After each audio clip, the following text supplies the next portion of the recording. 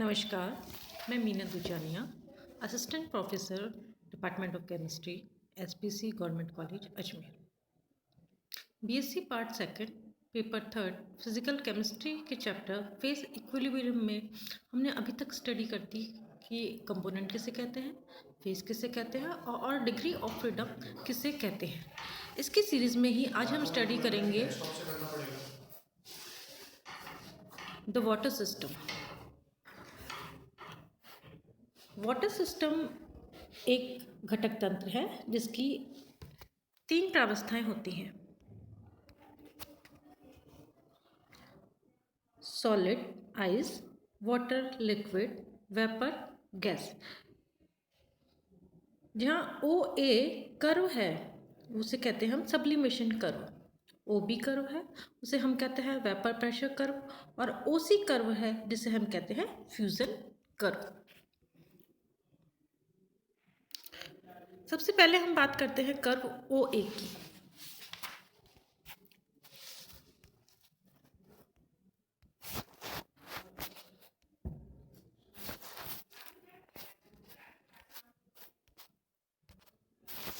Curve O ए यानी इसे हम कहते हैं सब्लिमेशन कर्व। इस कर्व में जो बर्फ और वाष्प है दोनों इक्विलिब्रियम अवस्था में रहती हैं।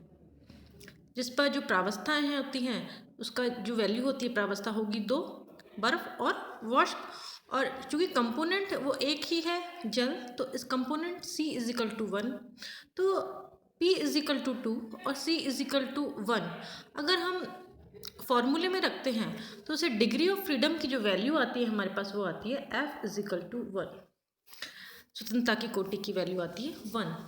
तो इस प्रकार हम कह सकते हैं कि इस जो सिस्टम को डिफाइन करने के लिए हमें या तो केवल टेम्परेचर या फिर प्रेशर की ही आवश्यकता होती है। एक को अगर हम निश्चित कर लेंगे तो कर्व में दूसरा अपने आप ही निश्चित हो जाता है। सेकंड बात करते हैं कर्व ओबी की।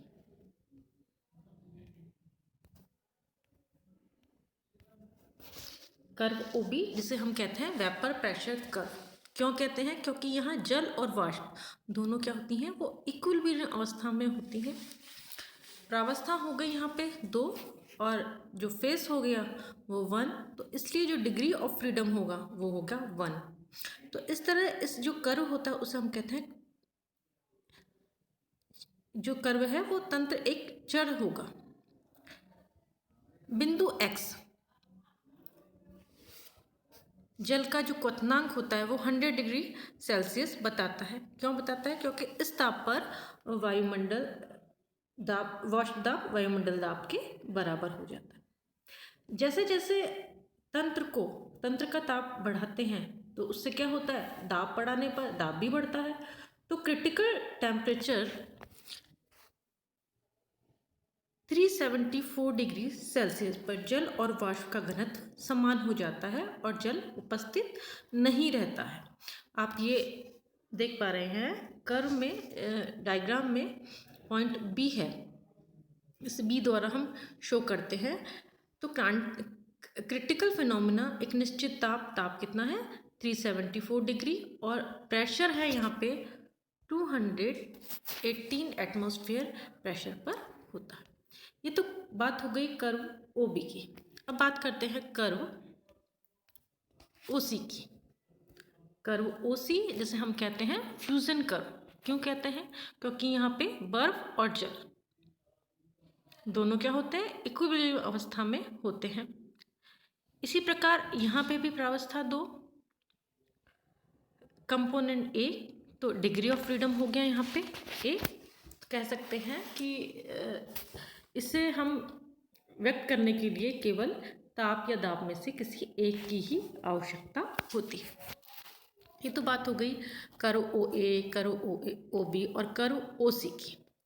अब वक्रों से जो घिरे क्षेत्र हैं हम उनकी बात कर लेते हैं। Area enclose by curve.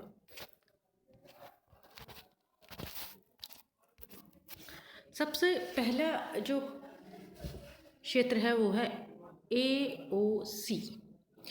इस क्षेत्र में केवल क्या दिख रहा है आपको, यहाँ सॉलिड IC है। P की वैल्यू हो गई 1 और C की वैल्यू हो गई 1। तो अगर इसे हम फॉर्मूले में पुटअप करें तो जो फॉर्मूले में डिग्री ऑफ फ्रीडम की जो वैल्यू आती है वो होगी 2। स्वतंत्रता की कोटि का मान आ गया 2। तो इस क्षेत्र में तंत्र को पूर्णतः अभिव्यक्त करने के लिए ताप अथवा दाब दोनों को निश्चित करना आवश्यक है। इस क्षेत्र में किसी बिंदु को डिफाइन करने के लिए 2 निर्देशांकों की आवश्यकता होती है। इस प्रकार इस क्षेत्र को हम तंत्र को कहते हैं द्विचर तंत्र। नेक्स्ट बात करते हैं AOB। यहाँ हमको क्या है, इस क्षेत्र में केवल वेपर है।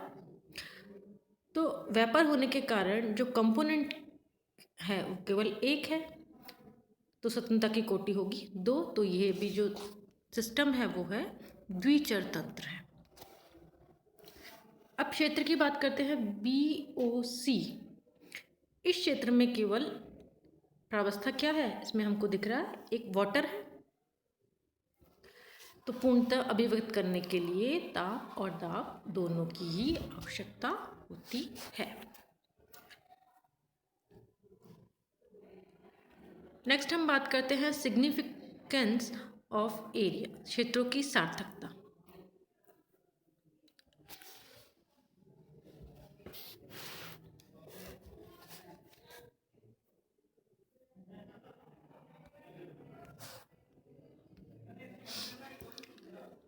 क्षेत्रों की जो सार्थकता है उसको समझने के लिए जो कर्व है OC उस पर एक बिंदु लेते हैं हम A। ये आपको दिख रहा है, ये हमने A लिया। इस बिंदु पर बर्फ तथा जल, यहाँ आइस सॉलिड है या वाटर लिक्विड है, दोनों क्या है, दोनों इक्विलिब्रियम में है।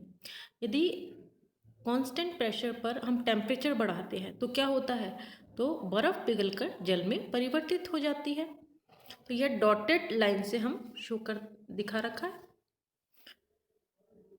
A और B डॉटेड लाइन से, कि बर्फ अगर, और इसी प्रकार स्थिर दाब पर ताप कम कर दिया जाता है तो जल का दाब में परिवर्तन हो जाता है, जैसे हमने AB डैश डॉटेड लाइन से शो कर रखा है।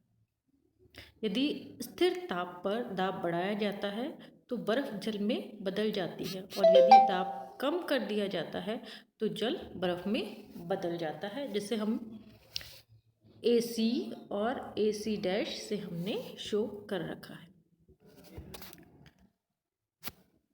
ये तो बात हो गई कि जो क्षेत्र की सार्थकता किस प्रकार होती है। अब हम बात करते हैं ट्रिपल पॉइंट, त्रिक बिंदु। त्रिक बिंदु क्या है, कर्व से देख लेते हैं हम लोग। कर्व O एक ऐसा बिंदु है जहां तीनों कर्व मिलते हैं, इसे हम कहते हैं त्रिक बिंदु।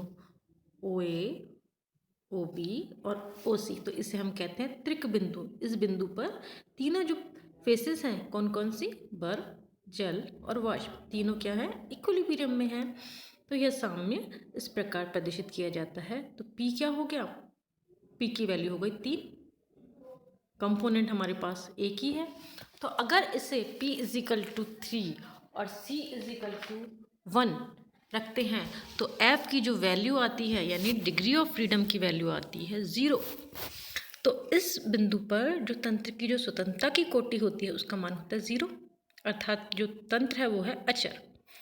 इस बिंदु पर तंत्र को पूर्ण रूप से व्यक्त करने के लिए ताप व दाब कि किसी के निर्धारण की आवश्यकता नहीं होती, उसका मान स्वयं ही निर्धारित हो जाता है।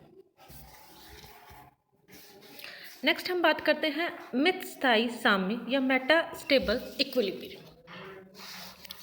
जब जल को ठंडा किया जाता है, जल को अगर ठंडा किया जाता है तो उसके वाष्प दाब में क्या होती है, कमी होती है, और कर्व OB प्राप्त होता है।